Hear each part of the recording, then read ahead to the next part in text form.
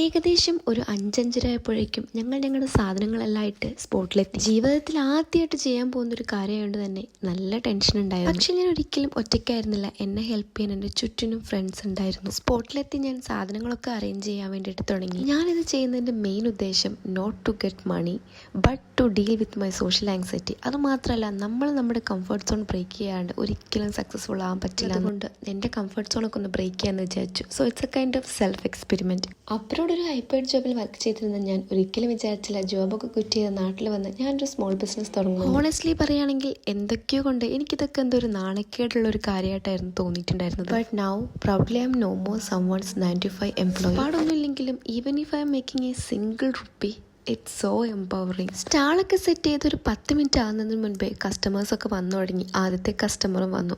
അതെനിക്കൊരു ഗുഡ് സ്റ്റാർട്ടായിരുന്നു. കസ്റ്റമേഴ്സിനോട് ഇടപഴകുന്നതും അവർ ചോദിക്കുമ്പം റിപ്ലൈ പറയുന്നതും ഈവൻ ചെറിയ എമൗണ്ട് ആണെങ്കിലും കാൽക്കുലേറ്റ് ചെയ്യുന്നതും ഇതൊക്കെ എനിക്കൊരു പുതിയ അനുഭവമായിരുന്നു. പോകെ കസ്റ്റമേഴ്സിൻ്റെ എണ്ണം കൂടി നമ്മളെ കയ്യിലുണ്ടായിരുന്ന ഐറ്റംസ് എല്ലാം ഓൾമോസ്റ്റ് ഫിനിഷായി. സോ ഞങ്ങളുടെ ഫ്രണ്ട്സിൻ്റെ ക്ലോത്തിങ് ബ്രാൻഡും എൻ്റെ ജ്വല്ലറി ബ്രാൻഡും കൂടെ ഒരുമിച്ചായിരുന്നു കേട്ടോ ഞങ്ങൾ സ്റ്റാൾ സെറ്റപ്പ് ചെയ്തിട്ടുണ്ടായിരുന്നത്. അതുകൊണ്ട് തന്നെ നേരത്തെ പറഞ്ഞതുപോലെ തന്നെ ഞാൻ ഒരിക്കലും ഒറ്റയ്ക്കാണെന്നൊരു ഫീൽ തോന്നിയിട്ടേ ഇല്ല. ഇയാളെ കണ്ടോ? ഇയാളാണ് എൻ്റെ biggest support and my backbone. ആളാണ് എന്നെ എല്ലാ കാര്യത്തിലും എൻകറേജ് ചെയ്യുന്നത്. I am so lucky to have. അങ്ങനെ ഞങ്ങളുടെ ബിസിനസ് എല്ലാം കഴിഞ്ഞപ്പോഴത്തേനും 1 o'clock ആയിട്ടുണ്ടായിരുന്നു. ഞങ്ങൾ വാടകയ്ക്കെടുത്ത സാധനങ്ങളെല്ലാം തിരിച്ചു കൊടുക്കാൻ വേണ്ടിയിട്ട് പോവാണ്. ആ ഒരു കുറഞ്ഞ സമയം കൊണ്ട് ഒരുപാട് കാര്യങ്ങൾ എക്സ്പീരിയൻസ് ചെയ്യാനും പഠിക്കാനും പറ്റിയിട്ടുണ്ടായിരുന്നു. ലൈഫിൽ ഇങ്ങനെ ഒരു തീരുമാനം എടുക്കാൻ പറ്റിയതിലും അതങ്ങ് അറ്റംപ്റ്റ് ചെയ്ത് വിജയിപ്പിക്കാൻ പറ്റിയതിലും എനിക്ക് ഒരുപാട് സന്തോഷം തോന്നി.